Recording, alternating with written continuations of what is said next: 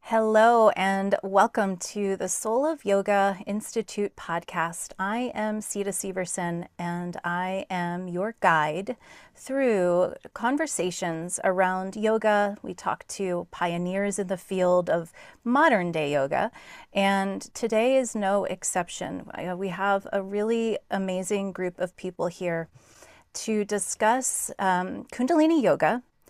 And we're going to talk about this topic that a lot of people are talking about right now, which is a documentary called The Breath of Fire.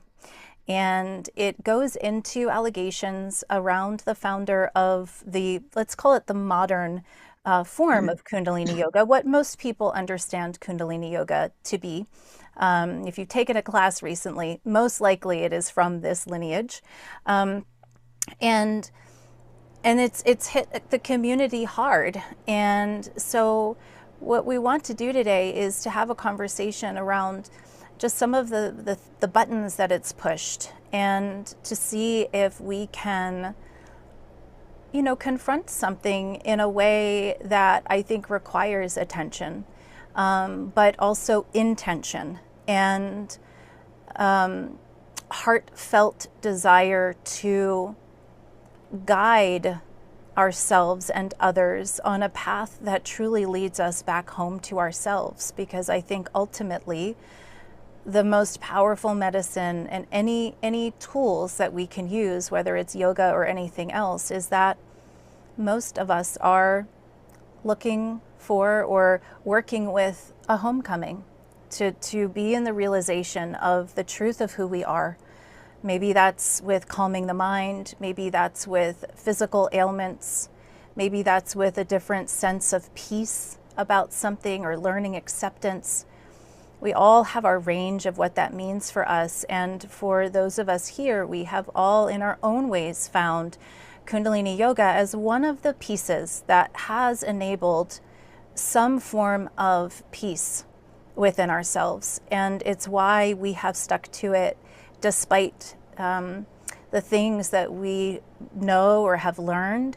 And so I really wanted to bring this wisdom share into the field and into the bigger conversation, and answer some of the questions that we got ahead of time. So very, very briefly, we have Tim, also known as Simran. He has been with the Kundalini world for at least 15 years. He was on the board of KRI, which is the governing board, Kundalini Research Institute.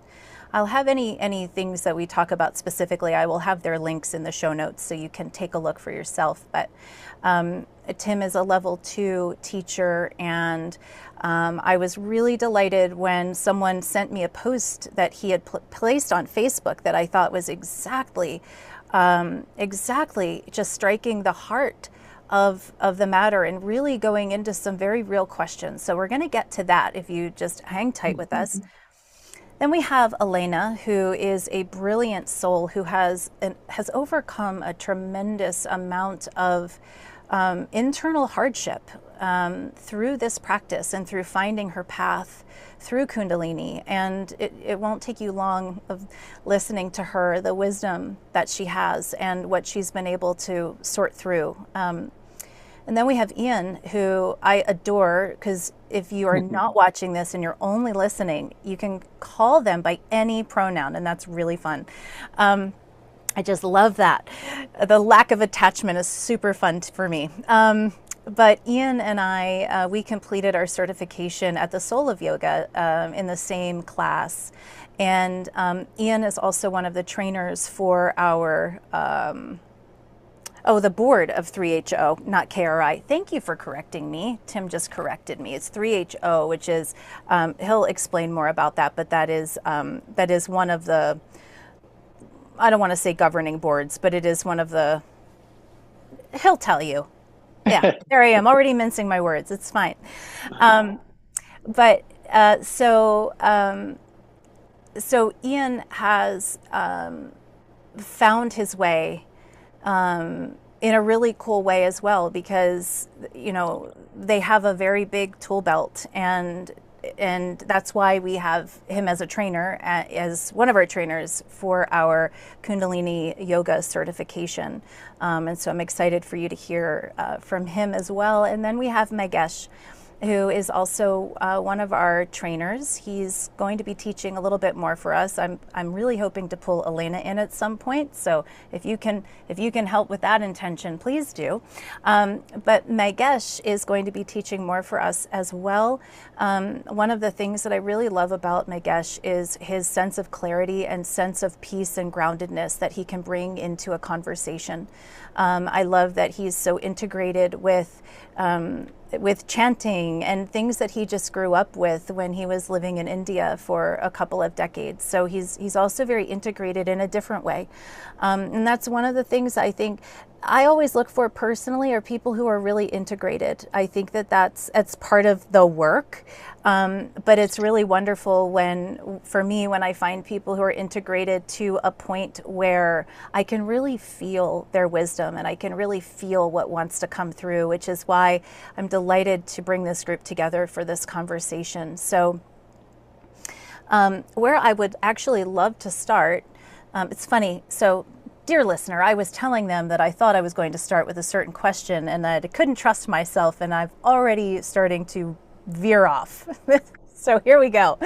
But what I would actually love to do, Tim, do you remember your post on Facebook? Could you share a little bit about that? If not, I have it here.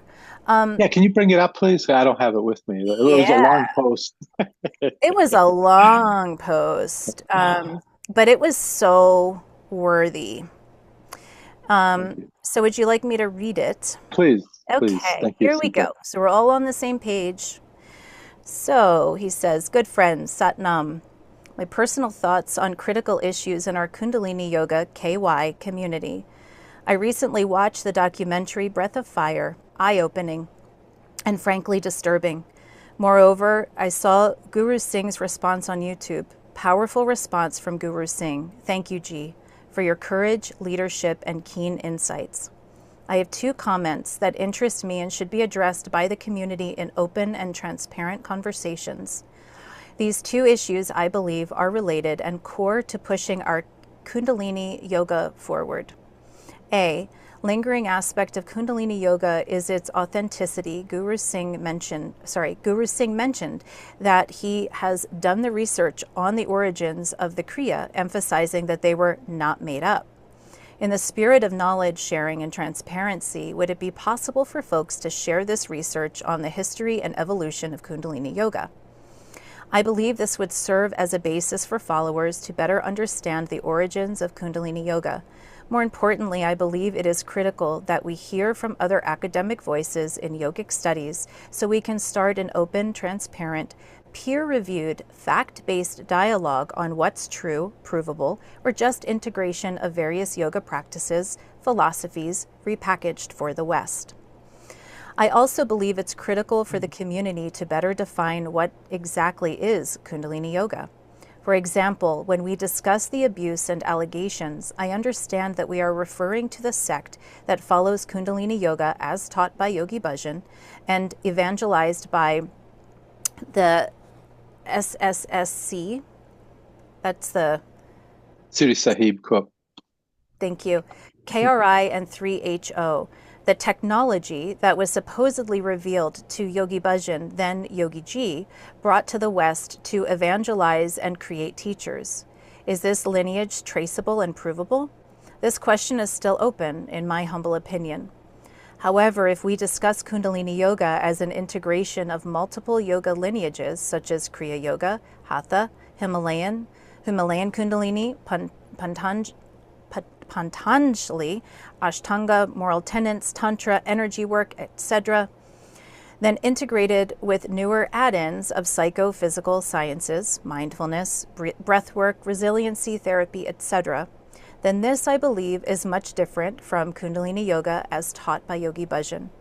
The benefits from these integrated practices are well documented, flexible, constantly evolving to the times and students' needs for health, resiliency, and spiritual renewal. Consequently, when the Kundalini Yoga community ponders, where do we go from here? For me, the clarifying decision is as follows. Do we practice, teach, and support Kundalini Yoga as taught by Yogi Bajan as the sole Kundalini practice? Or do we define a more integrated and evolving Kundalini Yoga focused on meeting the physical, spiritual, and emotional needs of our students? I pray for the healing and deep listening for my beloved community. I humbly ask that if called, please share your keen insights and thoughts. Sat Nam, in light and in peace. Simran Randeep Tim. So, wonderful. I love it. My co-director sent that to me, and I was practically like doing a Tom Cruise jumping up and down on the sofa like a madwoman, except it was about that post because it was so well articulated. Is there anything that you would like to share about that now that you posted that a few months ago? Have you heard anything, gotten any Yeah, responses? yes, actually. First of all, I apologize for having such a large post on Facebook. I didn't realize it was that large. It was kind of funny. That came from based on what we're trying to do here. That came from a lot of questions that my students were asking me as well, and then in reflection, the Breath of Fire series, I had the same questions as well. So for me, that came, that also came from I was at a loss when some of my students were asking me these questions, right? There's some things I could talk about. There's some things I just had to be honest and say, I really don't know. I taught it, I learned it this way, but I can't verify it, and this is what works for me. So that's where it came out, and I wanted to hear from the rest of the community. Yes, I've heard a lot on that post. Most of it very positive. A lot of folks, I would say, came out of the woodwork as far as saying, yeah, I agree with the integrated approach. Okay, I am no longer this. I'm paraphrasing. I am no longer a huge fan of Kundalini Yoga as taught by Yogi Bajan because I no longer respect the teacher. Okay, and that usually turns into a really good dialogue on, um, is it the duality of his legacy, right? The teacher versus the teachings. I think Magesh brought this up as well. Um, but people have to make their own decisions on that. And then the second part that came up, a lot of folks were asking me, and there was a big dialogue on, is that constant discussion of authenticity, right? Where did this lineage come from? We can't, people say we can trace it. Other people say we can't trace it. If you talk to academics, they say, it's really not really traceable beyond Yogi Bajan and a few of his teachers. It doesn't go back to, that lineage doesn't go back to ancient times, as some folks say, but other folks are saying, well, you could see what Yogi Bajan did, and he also integrated a lot of those ancient lineages and packaged it for us, the West. And so that gets into a very a deep discussion, and then finally, the big questions that a lot of folks were bringing up is, where do we go from here? Where do we go forward? And a lot of the responses started talking about how they were going to go forward, and that's right. I met you, Sita, as well. Um, um, Folks were saying, we're going to take an integrated approach. I have no problem mixing things. I have no problem being not so dogmatic. Folks say I have no problem, dropping Yogi Bhajan's name, etc., and then adding in other things like energy work, um, a more in-depth breath work, those type of things. So it was kind of a mixed response. Obviously there was a lot of people that said I'm totally done with Kundalini Yoga as taught by Yogi Bajan. I don't know if I can ever recover from it, and I no longer want to follow it. And I have a lot of friends, students, and fellow teachers who have told me that over the past couple of years. And then I got to be honest and said, maybe like 20 to 30% of those folks have actually came back with a different perspective. So Thank you for reading that post. I still I want to seek um, some more answers, and I want to work with the community to see how we can go forward a little bit more in, as a community. For me, what I don't want to lose is the sense of community that was huge for me, and the things that I learned. And I can be honest with you, I never met Yogi Bajan, but the things that I learned, his Kundalini has taught me the idea of personal empowerment, self-reliance, and inner discipline, and how I can use that for certain things. I still want to explore what does that mean, and how do I teach that to other students as well. So thank you, Sita. Yeah, thank you. Is anything coming up for anyone around any of that that you feel called to share about?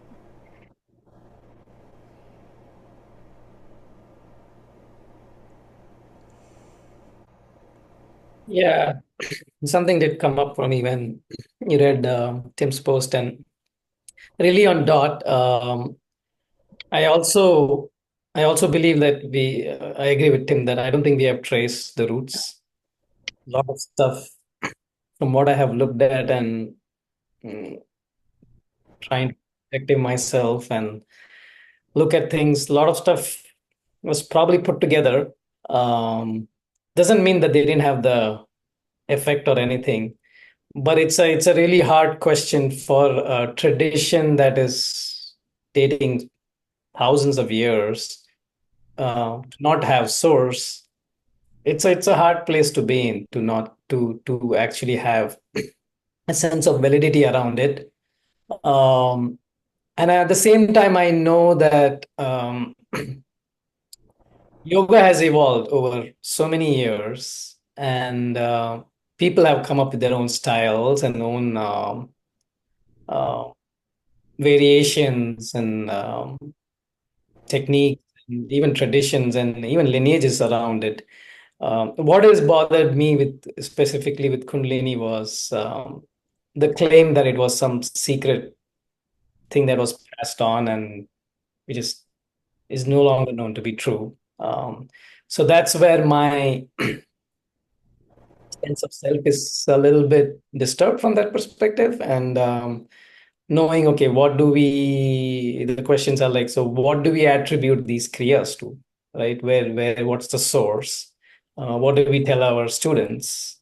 What do we, first of all, convince myself, right? This is where it is coming from. So I think it's important work that probably needs to happen, in my opinion, in from academics and scholars and even some practitioners who are interested in it to actually trace and um, have it explicitly mentioned that this part of the Kriya does what it does, but it doesn't have uh, a date before Yogi Bhajan, for example, right? So, which is a lot of work to be done by the community. Yeah. Yeah. If I can chime in here, I think it's our Western minds that really want to look for the source. And I'm not sure that these practices were always documented, but more so passed down from person to person, wise person to wise person. So the variations are going to depend on the person that taught it. And what Yogi Bajan appears to have done from my perspective and my research was taken his Sikh faith and added it to Kriyas that he might have learned elsewhere. And I think because it meant so much to him, it became this powerful energy that moved through him that attracted others to learn from him.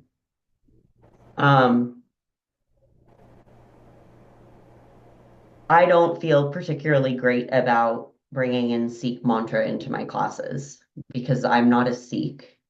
But I can understand now that I've taught about 160 classes that when energy, divine energy moves through you, things happen. So, for example, yesterday in my class, I heard somebody on the right side start to giggle.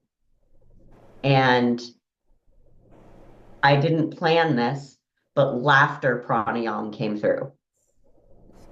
And we all laughed. We did 3 rounds of laughing. I had people come up after class and say, thank you, thank you, thank you. But I have no proof that that uplifted people's energy, but it did.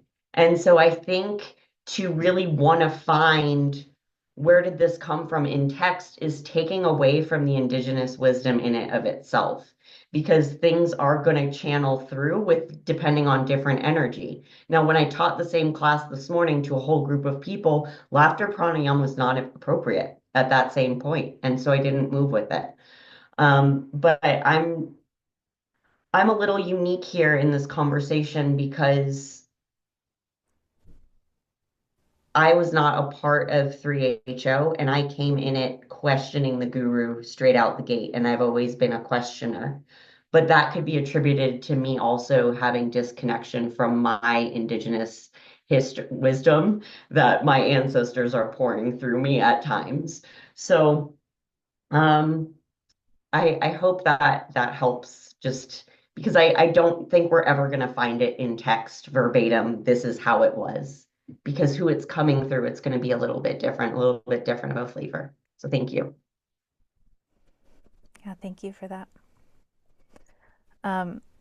Yeah, there's so much that you guys have said that I'm so aligned with. I think the thing that comes up for me too is that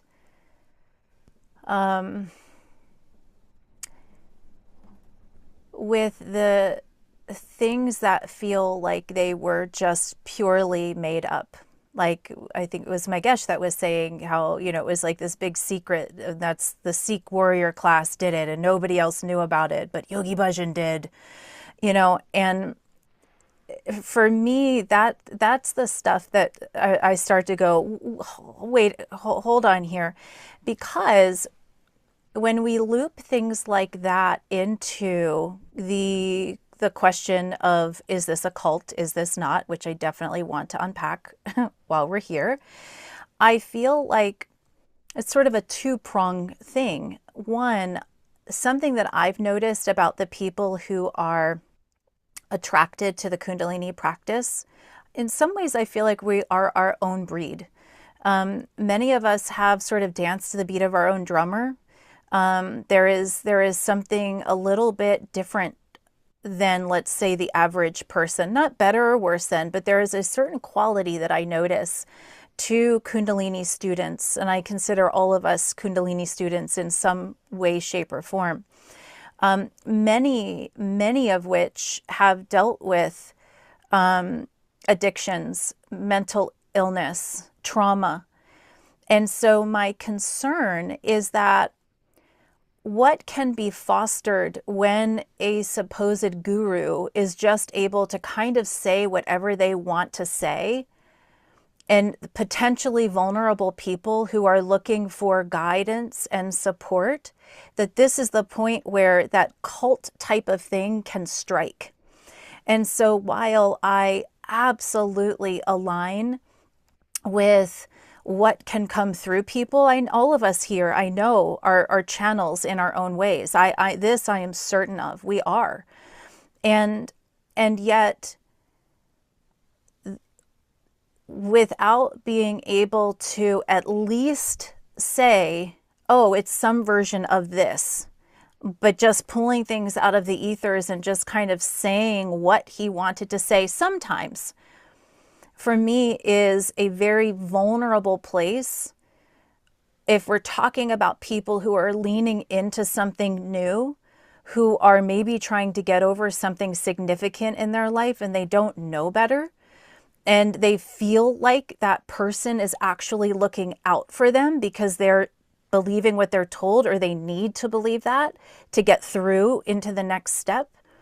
So this is where, for me, I've said to this group that I am a little bit of a Puritan, but not in a rigid way. And the way that I mean that is that, especially like with the internet today, there are things that Yogi Bajan said, no one else but Yogi Bajan seems to know these things. I'm not going to work with that. I'm just not, unless I have my own experience of it. Because I think, most of us know at the end of the day, our own experience is going to be our best teacher. And for a lot of us, it takes us time to get to the point where we can trust our own experience and we don't just take what's been regurgitated and said to us.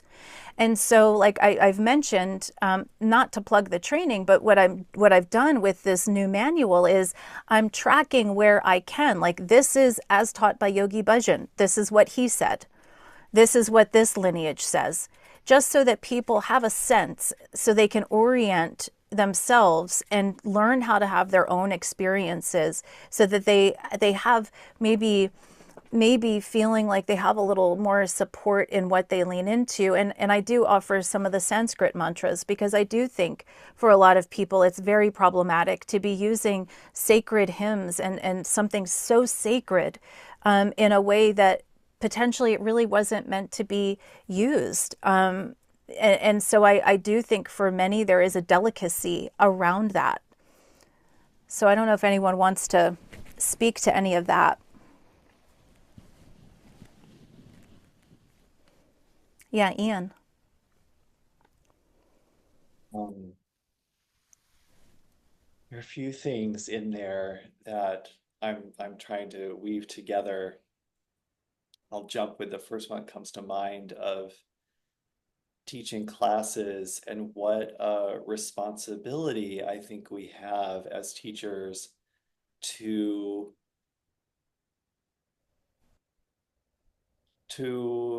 be aware of what we're saying, what we're passing on. And I don't know about other teachers, but I know that when I'm teaching a class and watching the breath of fire and what Guru Jagat at one point was saying, like, this is my work sitting in front and in my nightgown or something like that. I thought, oh, yeah, it looks like I'm just sitting there. But what I'm doing whenever I'm teaching a class is essentially checking my ego over and over and over again, because it is so easy to slip into thinking that I, as the teacher, know better than the student. I know better for what is good for the student.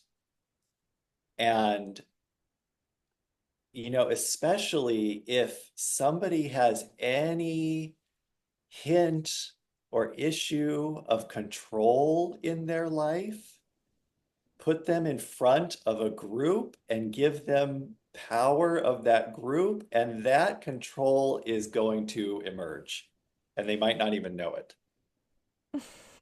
And I can see it in myself. I try to be a very inviting teacher in my class. I often say, if your path today is to get up and leave the class, feel free to do that. If you just want to lie here, that's fine with me. If you need to leave, that's fine with me. But secretly, I'll be saying, okay, here's what we're going to do. And someone doesn't do it. And there's that little part of me that's like, why aren't they doing that? What's wrong with them? So my job is to sit there and watch that and be like, oh, that's coming up. Oh, you really think like you need to tell that person what to do? That's fascinating.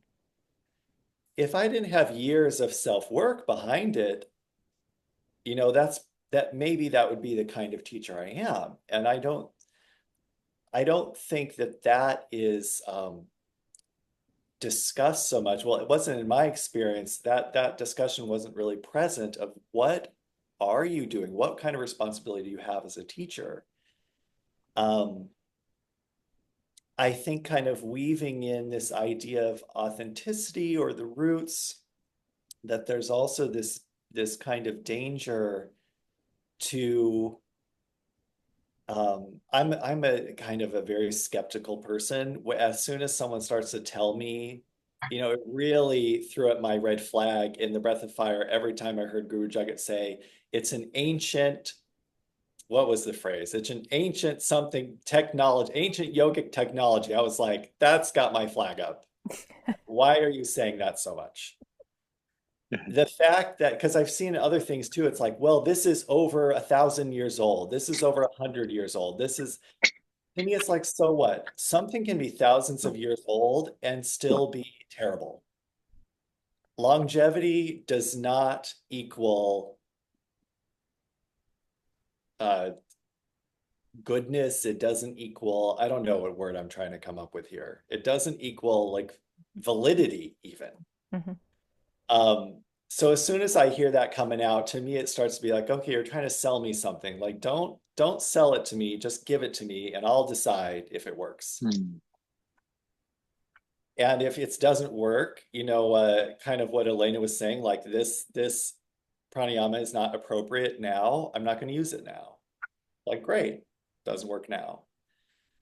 So I find the question of kind of the history, the tradition interesting, but there's kind of this danger when so much emphasis is put on it that it validates something. And you know, if something has been working for 1,000 years, if it doesn't work now, it doesn't work now. To me, it doesn't matter if it's worked for 1,000 years. I mean, this is the way I live my life as well. I might have been living my life for one way for 40 years. And now that doesn't work anymore. And I don't see it as abandoning or discrediting the past. I really see it as waking up to responding to what's needed. That's kind of a broader view of the topic, but yeah, that's what came out. Yeah. Thank you. Thank you. Well, and I think you're speaking into, in some of my listening to that, you know, all of the work that you did, you know, years of work so that you can sit in a quote unquote position of power as a teacher, to be in that kind of self-inquiry, and to be aware that ego voice is coming up. And so it sort of, for me, begs the question, and I'd love to hear what you all think. You know, a question that I got over and over as I was receiving questions from people is, you know, how could something so dark come through someone who brought so much light? And I feel like, you know, Ian, with what you've just said, you've kind of given us a little view into that, potentially, you know, without doing some of that work, you know, what then? And how, you know, if a guru is supposed to be a guru, you know, there's a difference in some way, you know, it makes me think there's a difference between a guru and a teacher, in certain ways. But how does one reconcile this? Do you have any thoughts on that? Anyone? Can I share something quick, even though I just spoke? Yeah, please. Taken from a cartoon I watched recently. I don't know what it was, but a character was saying something to another character. I just loved it. He said, I learned two things from my parents. Your parents are not always right, and question everything they say. I was just like, yep, that's it. Your guru is not always right.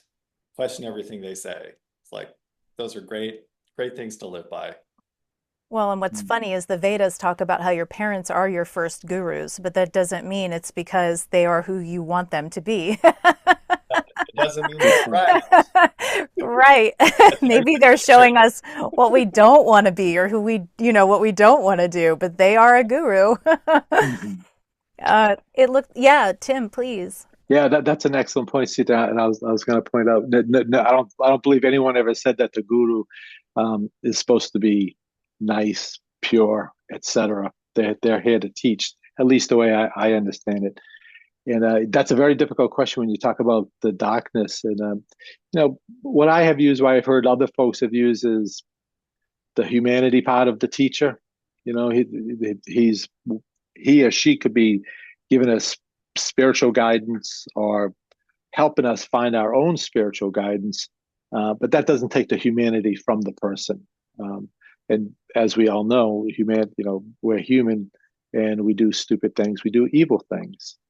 And but does that also invalidate, to Ian's point, does that invalidate the benefits of what was taught by that guru, regardless if that guru is good, bad, a sorta, etc. Just a couple other things I want, Elena. That was an excellent overview. I just wanted to say, you talked about the experience versus like the academic. Let's open the books and see if we can trace things, and that's where I have evolved to. I was more of an academic. I was really the type of person who wanted to do a very deep dive, find the lineage. Why do we can't find the lineage, etc. But kind of, I know that my experience, the self-empowerment, the inner discipline, was very important for me and made me feel good. But trying to search that.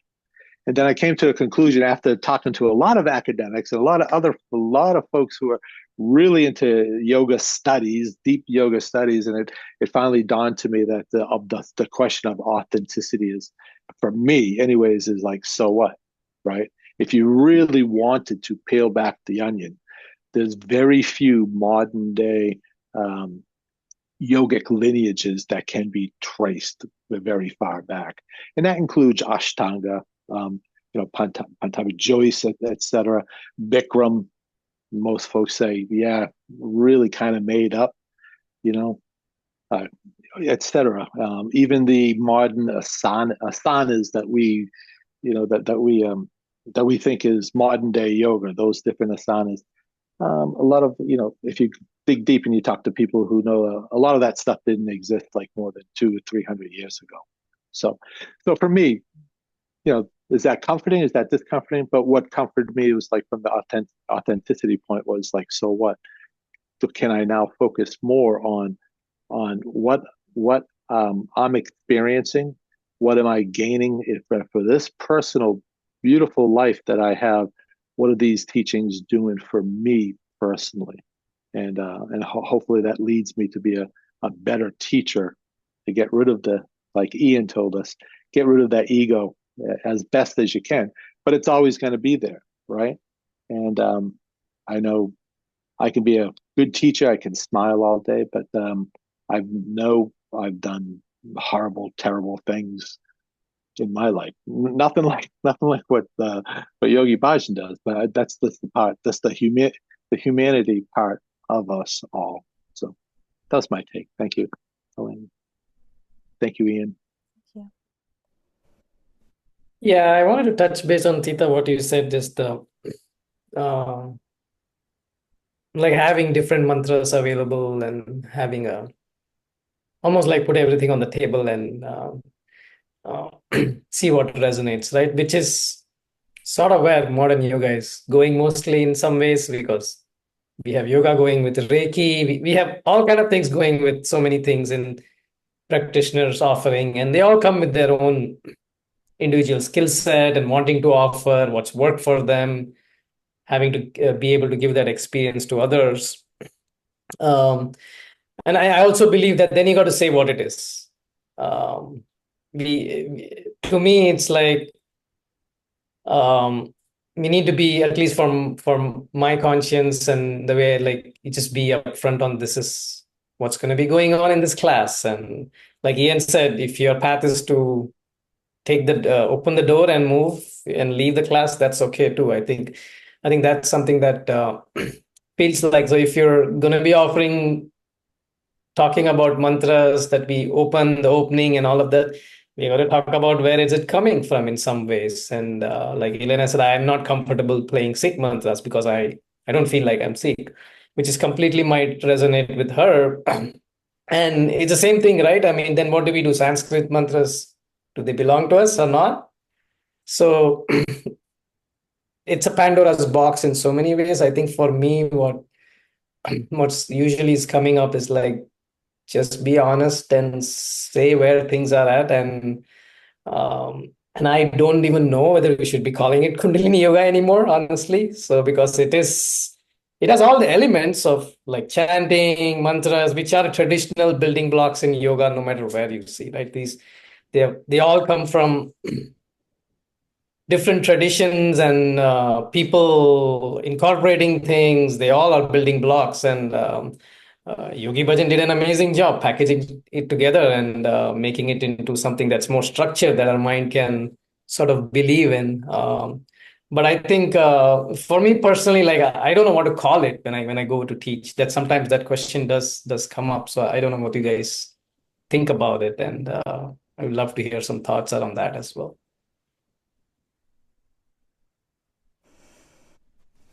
Yeah, I just removed Kundalini from my class name and I started calling it Light Kriya. It was called Light Kundalini.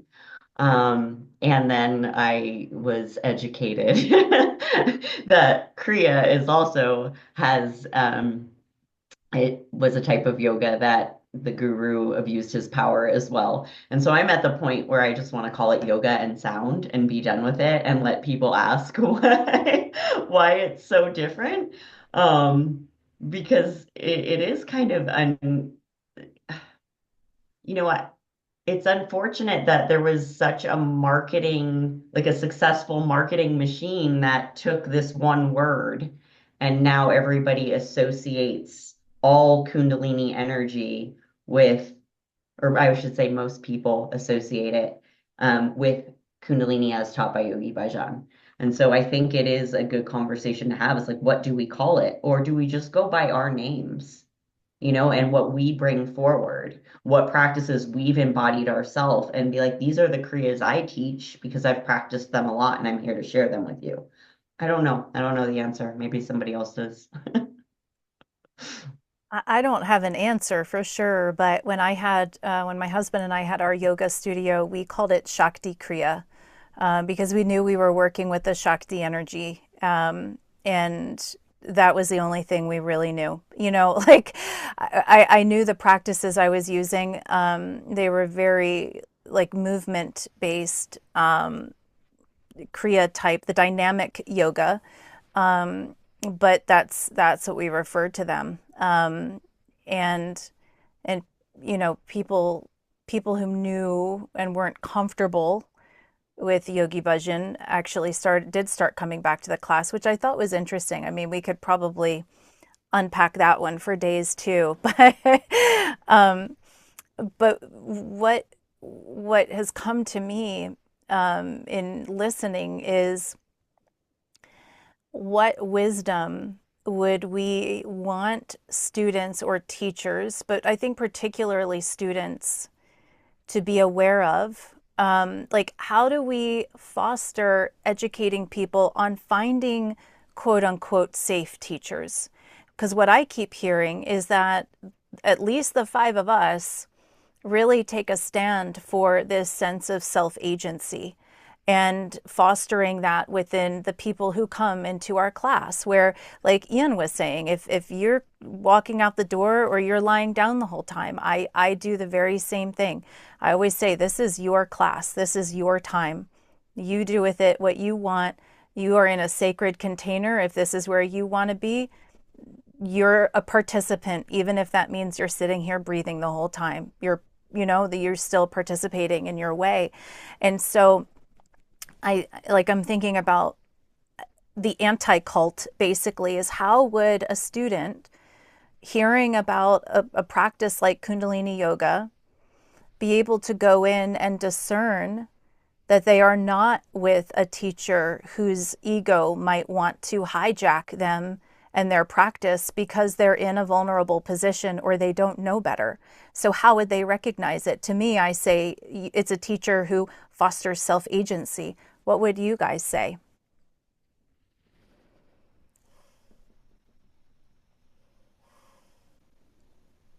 Well, I want to applaud Dana Reese Yeah. because she really taught me self-agency. Because even though I wasn't enticed by the guru, I was looking for somebody to tell me what to do and how to be.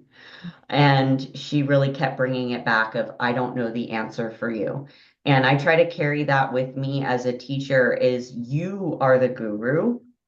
I've just put this nice class together. And truthfully, I'm very uncomfortable with someone coming to me as the source of all wisdom because I'm very human. And so I think to look for those teachers that are willing to share their humanness to a certain extent, but ones that you can question. Like, I think it's really important that students question their teachers. And then when you see a teacher say, how does that show up for you, or how does it make you feel? Then you're dealing with somebody that's there to empower you and not just control you and tell you what to do. I love that.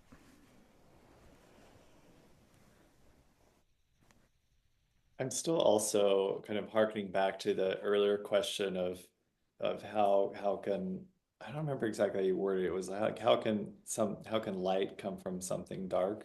Mm-hmm. And I was thinking that the even the form of the question comes back to this idea that we so many of us get stuck in of duality. Like, well, you're either good or you're bad. You're either light or you're dark. And if you have aspects of one, it invalidates the other. And I think that that can cause so much pain to just view the world that way, to view people that way, to view ourselves that way. That's, how often, I mean, I've struggled with that for so many years of my life, believing that I was a bad person. It's still often the meditation that comes up for me, honestly. It's like, what am I going to work on today? Oh, the belief that I'm a bad person. Here, let's go through that one again. And it's I mean, it's out there. I'm just gonna call to this one that people, are saying, well, I'm not a racist because I don't do these things, so I must not be a racist.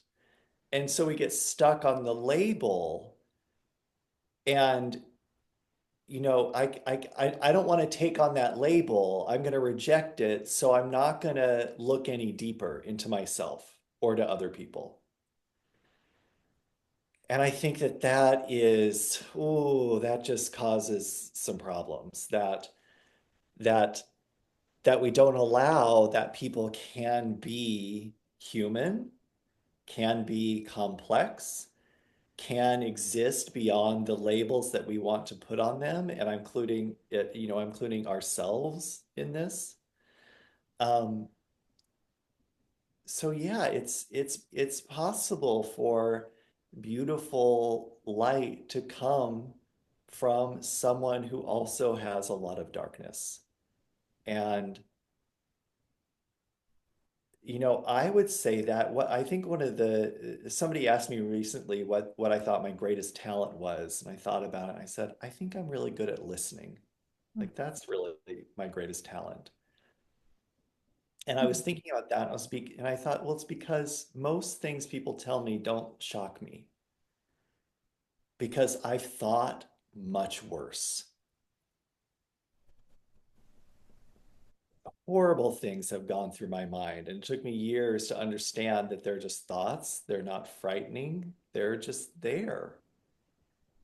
And it makes me laugh when I have students who perceive me as some just like beautiful light being who everything that they do is just fully conscious all the time. Just like, oh, okay, well, that's certainly not my view of myself.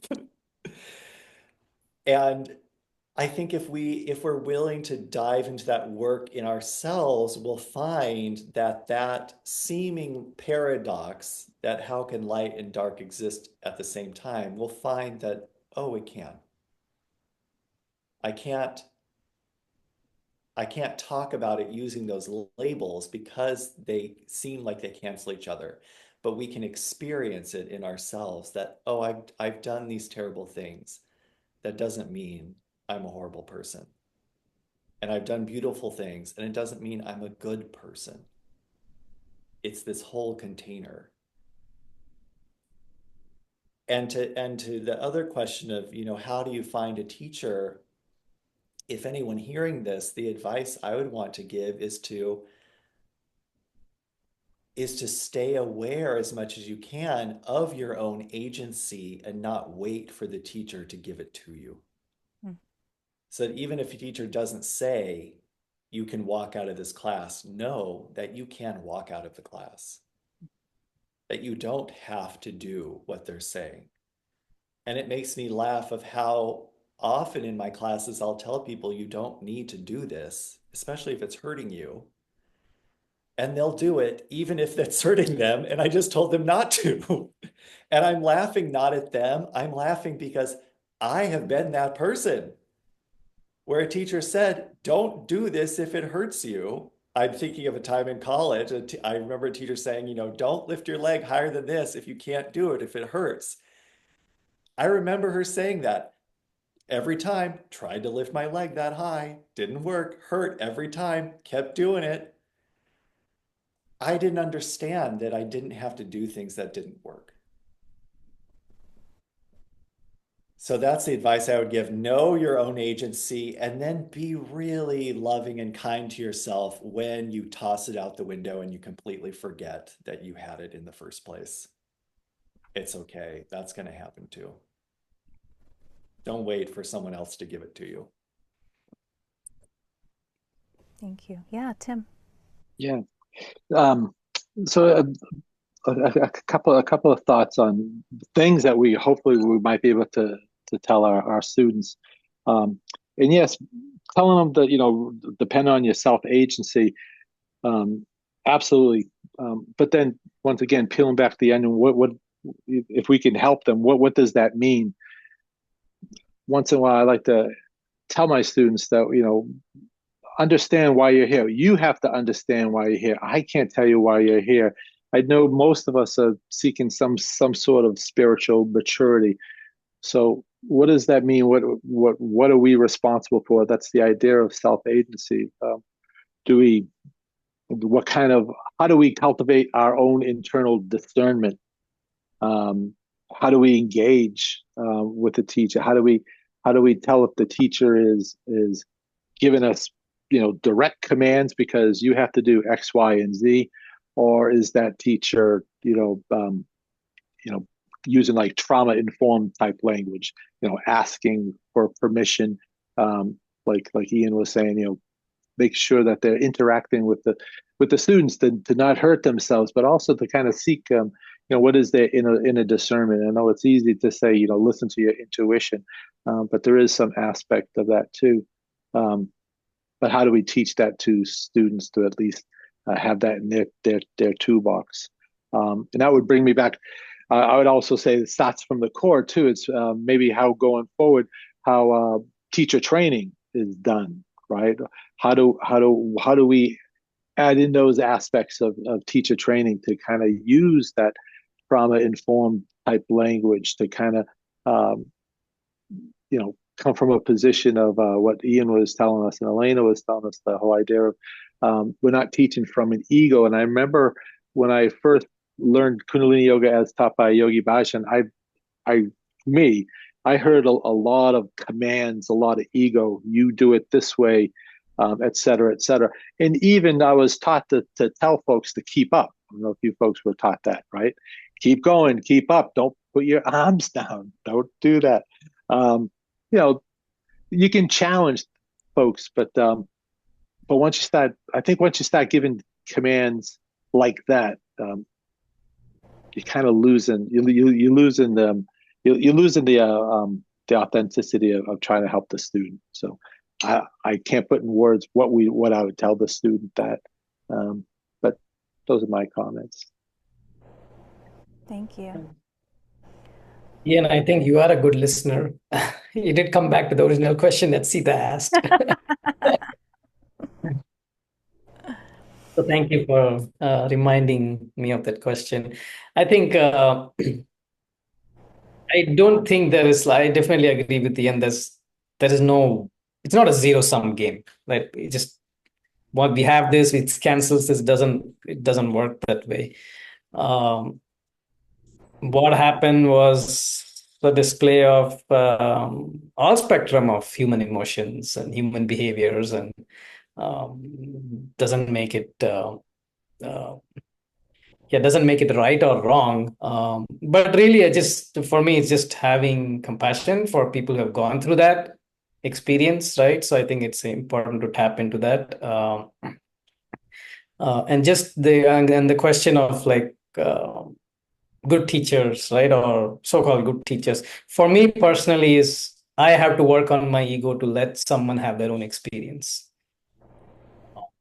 and just allow it instead of wanting to not face it or run out of the room myself because someone is going through something in that moment. And so to me, it does come to, and this is also to Dana Reese's teachings, like this allowing the experience to be what it is and uh, not be the person who's trying to control or change or let it be. There are people who have laughed in the class, who have cried in the class, who decided not to do anything in the class. And for me, sometimes when that happens, I actually feel good. It's like, okay, these people are having their own experience and they are at the right place. They have agency to do what they want. And I think that's a really important part I think that should be emphasized in teacher trainings as well as we do.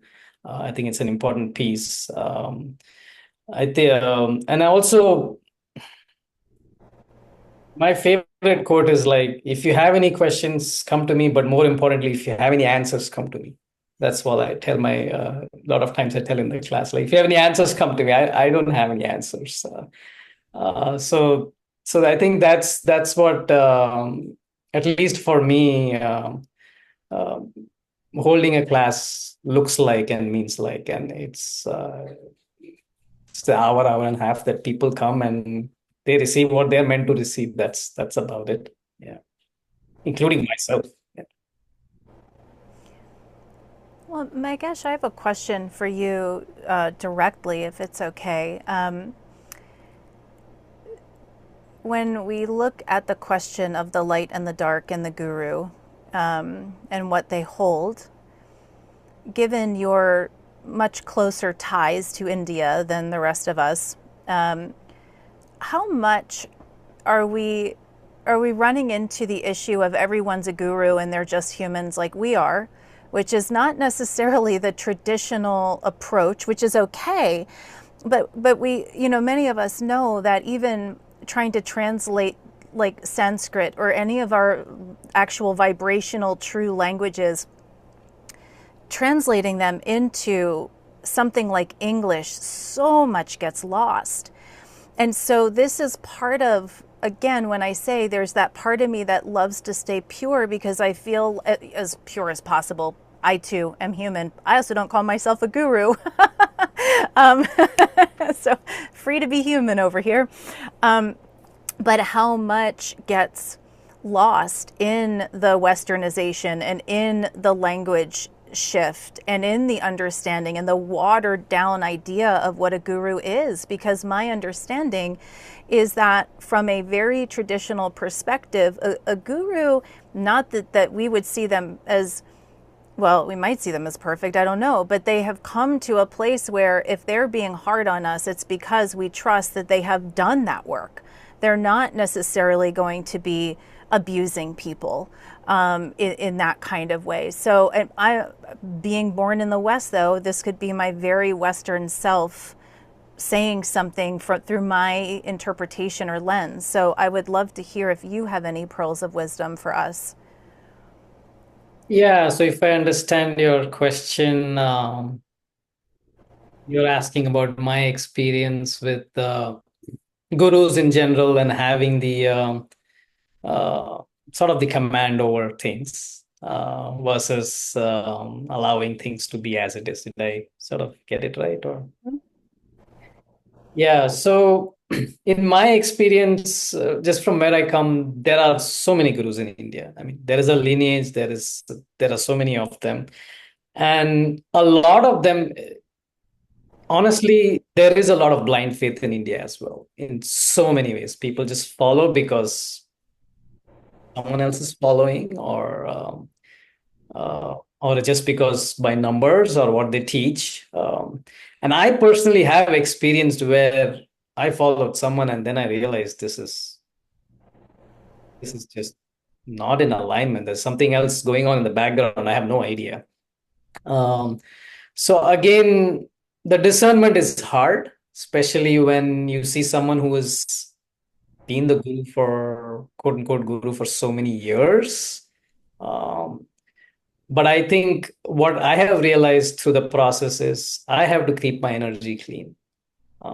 Whether I have a guru or not, I think it's important to continue to keep the energy clean. And sometimes in the past, I've had people who have followed who have pushed me hard, and they have given me results, and they have allowed me to grow beyond what I could have grown. That is, but I've also experienced a lot of times it's just a challenge, as opposed to being told you need to follow this way and do this 10 things in the morning or 20 things in the morning.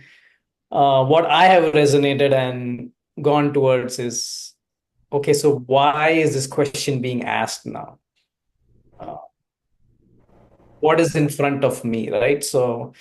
Um, so there is an experience going out in the external world for me with the guru and the tradition and all of that. But I always have to remind myself what is stirring up inside of me when someone is asking me to do 10 things that maybe I don't want to do it, and what's going on with that. So I think it's all comes back to, for me, as the work has been actually de-guruing a lot of this, if that's a word. It is And now. yeah, it's just coming back to uh, just checking in with myself. And these are all mirrors that show up in life, right? That is what I've realized. All of these things that happen are mirrors in life, that parts I sometimes I don't want to see, and parts I am being asked to see as well by a guru. Um, so it's not a straightforward answer, unfortunately. But again, it's having community, having people who trust, having mirrors in life. My favorite person, honestly, is, if I don't know if you guys have heard of this. He's Abhinav Gupta. He's sort of never had gurus, and he's swapped from one tradition to another tradition to another tradition to another tradition. And people were like, and he had learned from Sufis. He had learned from so many people at that time who came across India, and he was an outcast in so many ways. But he always sought to seek who am I in this experience, right? And which kept moving along. So for me, I think it's um, having a good community, having friends who can call you out, having families who can call you out, having gurus who can call you out and say, hey, this, and but in a questioning, loving way, not giving the answers, right? So that's been my experience so far, living back east at least. Yeah. Thank you.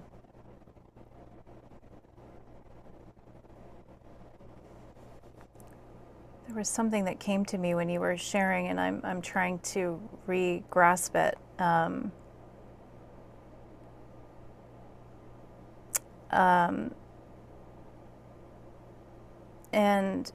I think it's one of the things that came up in the questions we received were, people not feeling satisfied with, oh, he just made a mistake, he's human. Things like that, where it kind of takes him off the hook in some people's perspectives, right? And that being a blockage for them in sort of being turned off by some community, as we're talking about community, and I think part of what is challenging is, by nature, we are communal creatures. We just are. And one of the things in the Breath of Fire documentary, and obviously I am not saying that the things that they were saying were not true. Of course I'm not. However, I was also very aware of the picture they were trying to paint about certain things in a lack of understanding. For example, and there's not a lot of examples, but there are a few, the waking up early in the morning, 3:30, 4 a.m. in the morning, and doing your personal sadhana or your personal morning practice. And that was part of what they were sort of insinuating made Kundalini yoga a cult. And I think without context, they were busy building their case, which is obviously very strong anyway. But I do feel like they used some details out of context, if you will, a detail like that. Where, first of all, if you go to any organized community, there is a connection point called ritual in most.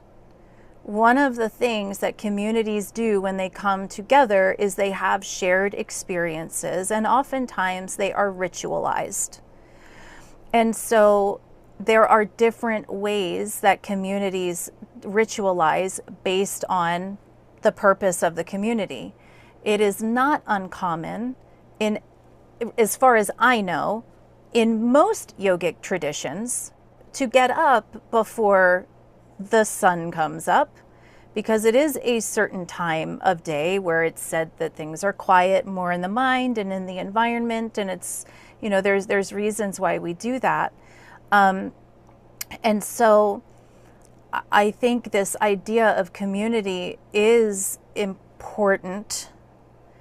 We always need self-agency. And I think if community isn't fostering our sense of self-agency as well, then perhaps it's time to find a different community. So my hope is the people who have felt broken or distrustful from the Kundalini communities at large just need to get a different community, because there are those that, we come together in ritualistic ways because we do have shared understandings, or we have shared experiences, where many of us know getting up early and doing our sadhana is a game changer. It has been for a lot of us. Not all of us, but a lot of us. And so it's something that we share. And so I feel like in terms of people healing their relationship to community is doing our best to not shy away from community because we've been harmed by it and we're scared that we're entering into another cult, because this is something that has come up in the questions is, this natural survival skill of retraction when it comes to being with groups again or being led by a teacher.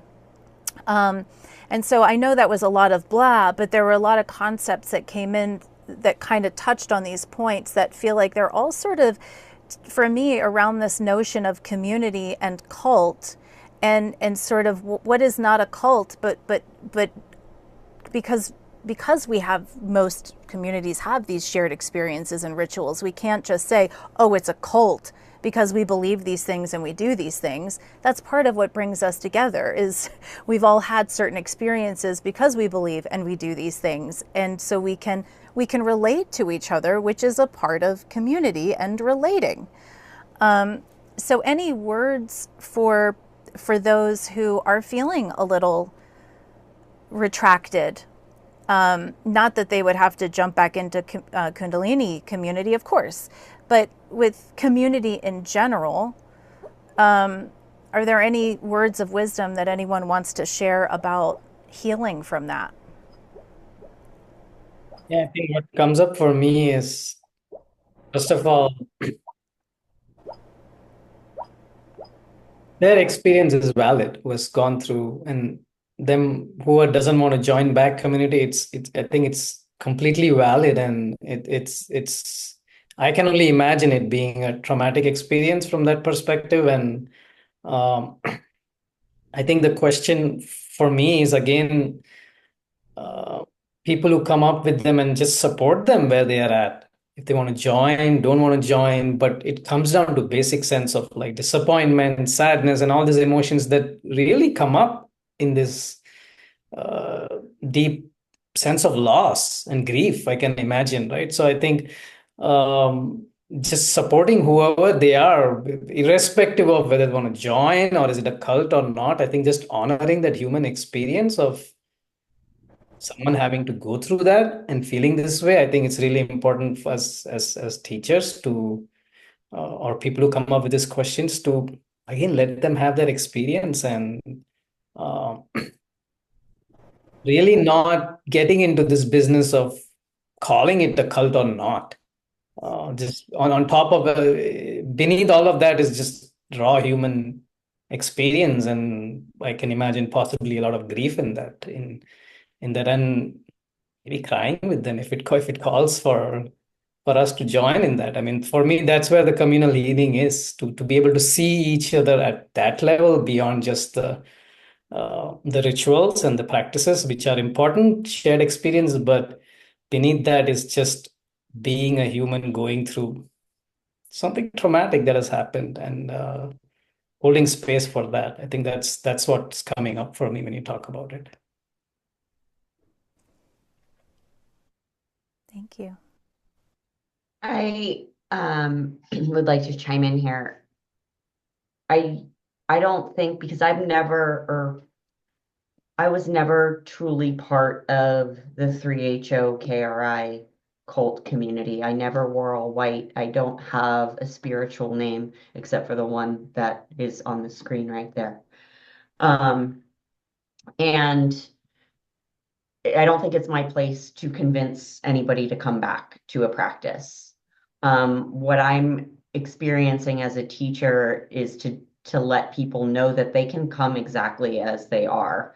Like the only like to be part of, I guess, I don't even want to say what in my classes like a community is being formed, but the same people show up every week. So in a sense, the community is being formed. But I'm not going to call it a community. These are just all people that come to my class to practice together. And there's no rules of what to wear or what to eat and if any of those things start to present themselves, that's where I need to check myself as a teacher, because if I'm telling somebody what to eat or what to wear, I'm out of alignment as far as I'm concerned. So I'm not going to try to convince anybody that was in 3HO or KRI to come back to the practice or even to try to practice it the way that I'm sharing it, because I don't think that's my place. But I know this is not unique to Kundalini. There are many communities, and I happen to live in a very spiritual place that has these little pockets of you have to think like what we do and you have to believe what we do in order to be welcome here. And I think it's a big problem across the US, at least in the spiritual world. Like for maybe to even let our students know, like, hey, if you can't show up as your authentic love being the way you want to shine with this hope in your heart to do better, and people are going to try to interject their will upon you, maybe that's not the place for you. But I think this isn't just unique to Kundalini. I feel like we have a lot of work to do in personal development and healing spaces and spiritual communities here in the US, because I see this a lot of like, you have to be like me to be an enlightened being. And like, no, sorry. There's no ego in that.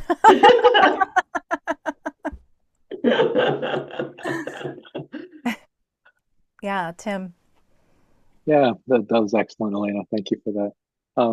Yeah, I had a unique perspective because I teach over at the Guru Ram Dass Ashram. It's one of the original ashrams, and I recently actually did a paper which I'll share with you. I'll share with all of you if you're interested on interviewing what we call first generation, right? The first generation of the folks who actually started with Yogi Bhajan, like late '60s, early '70s, and how they are dealing with all all the trauma, etc. But what hurts me is I'm not even a fourth generation. I don't know what I am. I'm just a new guy. But what hurts me with that first generation, there's a huge sense of loss. It's a very split community, and this used to be a very tight knit community. And they're at an age where many of them are starting to pass away, etc. Um, there's a lot of disillusionment and betrayal that they have, because a lot of these folks have spent 50 years of their life believing this, this person, this way of life. And then there's the other part of that community that says, no, he didn't do any of this stuff. That it was all made up, and this was him, testing us if we're true believers. So it's a real different dichotomy, and within that, there's a lot of angst between those two groups that actually at one time used to be together. So for that, when I talk about community, I like to talk about them. One of the rays of light for me that I saw was most of the folks still belong to the community of Western Sikhism. These folks, this first generation, a very large majority, at least a large majority of the folks that I have talked to, have given up Kundalini as taught by Yogi Bajan, have different opinions on it. Was it worthwhile? Was it true, etc. And that's some of the things that we're talking about. The folks who want to keep on the tradition of the Kundalini yoga, but it was very heartfelt for me to see that vast majority of us still very much together, but not so much from Kundalini standpoint, but from the Sikhism. So, but that's I just wanted to share that insight because we're in a different situation because we have a lot of first generation and a lot of second generation, and a lot of folks want to come back. So me as a teacher, that's what I wanted to ask you folks as teachers: how do we help if they want to come back? I think like we talk about people who have, like myself, people who have got a lot out of the inner wisdom, the self-reliance, etc. That the juice of Kundalini yoga, and then they left because of whatever reason they wanted to leave, which needs to be respected. But if they want to come back, how do we help facilitate that? I know some of them, they feel that something's missing, or I had something and I want to regain it. I just leave that open. I didn't mean to ask the question, but I wanted to see if you folks have any insight. I think it's a really important question. There's someone who comes to mind. They joined our training this summer, and they were, I think, a second generation. I don't think they were first. I think they were second generation, but knew him personally. Was younger, but they had a really hard time, and they switched the training that they were in because they were feeling like something was missing, because it changed their life so much. And yet when they would do the actual activity or go into the teachings, it just triggered something in them. And so I feel for them, and I'm not saying this is true for everyone, obviously. It would probably be a long time coming before they would be able to really, if ever, get the trauma out of their body so that it doesn't trigger something when they go back into a familiar setting, let's say. And beyond that, I imagine that wouldn't be true for everyone. And I think I feel like we've touched on some of that today in a way where it's showing them and reminding them through their experience that they are ultimately their own authority and their own teacher and their own internal guide, and demonstrating that. I think it was Elena that might have used this example, but maybe a couple of you, where, if someone comes to us, we don't pretend to have all the answers. So it's not only saying in class, you do you. You do it the way you need to do it. That's obviously really important. But truly demonstrating our own sense of self-agency as a person. I think the demonstrating and the being and the integration, the integrated aspects of ourselves really showing up to help sort of engage that, or sort of kindle that part of them that may have gone dormant, just that part, dormant or has been harmed, so that they can be in the demonstration of what is it like to be with people who will foster my sense of knowing myself and trusting myself and giving me the space to lean into who I am. And like I mentioned in the beginning, that sense of homecoming, being around people who foster that. So I feel like that's, I think it was, I can't remember which one of you were talking about, like we really do have responsibilities as teachers, that if we're going to even heal or support people in their healing and the lineage in general, if we consider ourselves a part of it or not, is by acts of love and demonstration, I think is insurmountable. Like it'll get people over insurmountable mountains, potentially.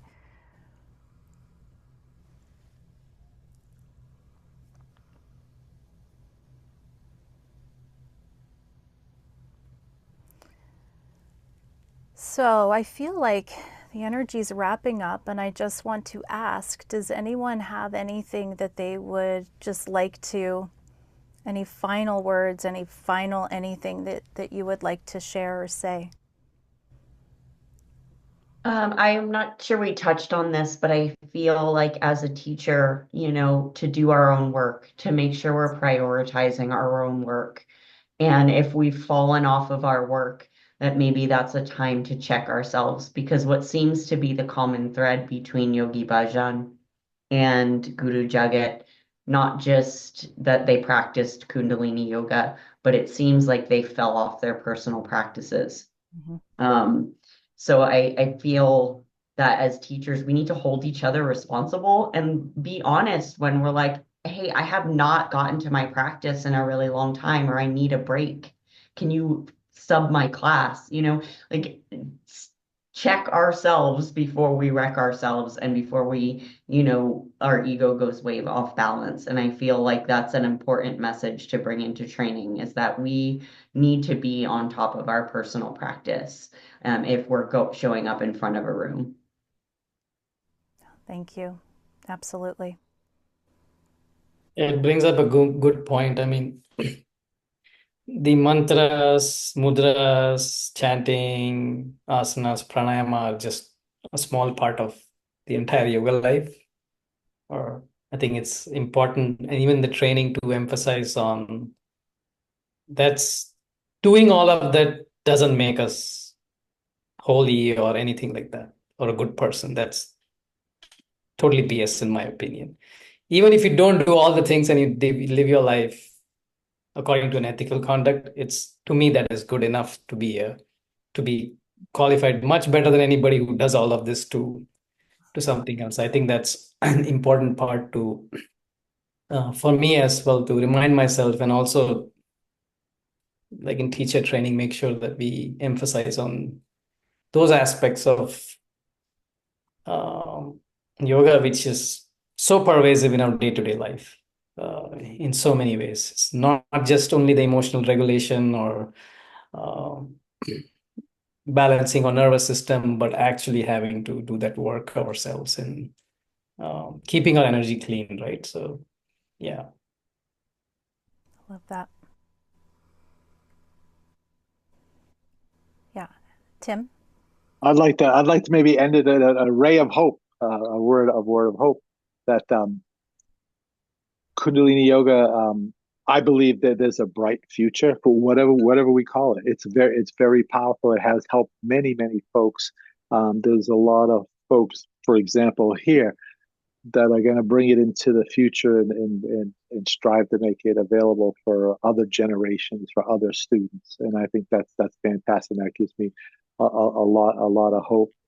Obviously, there's a lot of work, little shunying going on. Like Ian, you got to listen deeply and make sure we love each other as Ram Dass, not the Sikh Ram Dass, but the American Ram Dass would say. We're in the end, we're only just walking each other home. So let's keep that in mind. It's one of my favorite quotes. Thank you. Mm. Ian, anything? I'm still have this thought rolling around of not just saying, well, Yogi Bajan was a human, and so he's just let off the hook, and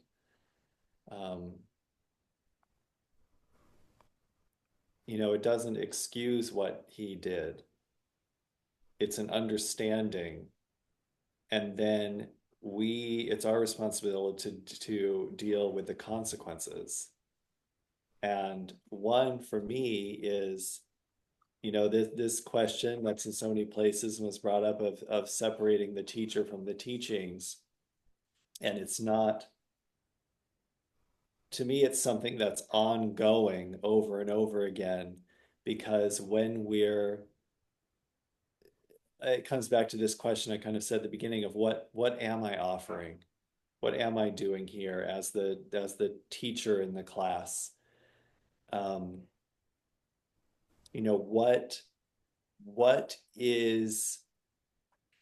What might be the darkness? I'll just use that label for now. Like, what might be the darkness that's hidden in the teachings that it's our job to uncover and purge?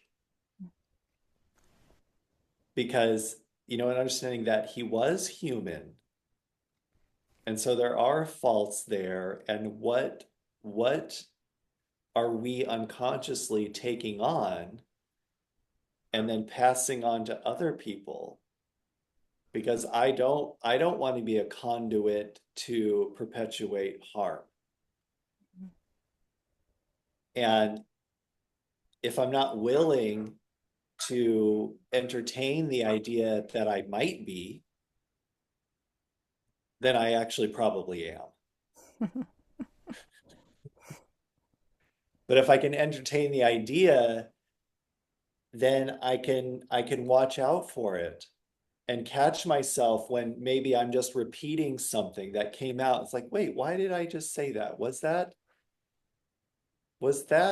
coming from me, or was that just something that someone else told me and I'm repeating? And even when it comes down to personal experience, I'm skeptical with that in myself, that something might have worked for me. Say I learned something from a lineage. Okay, I'm going to try this out myself. Oh, it really did work for me. That still doesn't mean it's going to work for anybody else. I can offer it. I can say, this worked for me. You might want to try it.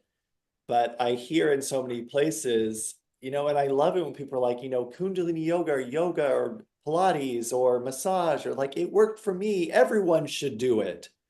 It's actually not everyone should do it, but it goes into it's for everyone. It's like, oh, we need to put a period on that first sentence. It worked for me, period. Yes, be exuberant, share it. Watch out when you fall into that thinking of it's for everyone. We're all human. We all have different paths. The image that comes to my mind in kind of a hopeful way as well, I want to end on that as well, is there's like this mountain that we're all climbing, that we're all in this journey. And ultimately, we're all looking to kind of reach the plateau. But the path that we take there is different for everybody. And what I found in different places, it's like we're believing that we're all climbing different mountains, and I have the right mountain, and this is the right path, and this is the path for everybody because I'm doing so well on it. But I see us all, when we're just climbing up, and this is the path that I'm going on, but ultimately, people in Kundalini yoga, people in psychotherapy, people in so many different modalities. I think there's so many more similarities than there are differences. We're all on what at its essence, I think, is the same journey. And to stay connected with that could help us stay a little more conscious and not perpetuate more harm. I love that. Well, and in closing, I think it is things like, for me, my meditation and my personal sadhana is what enables me to do my work. It's not my work. It's it's what helps me have a clearer mind so that I can have a fresh perspective if I need to see something in a different way in support of my evolution. So I think people confuse these tools as the work.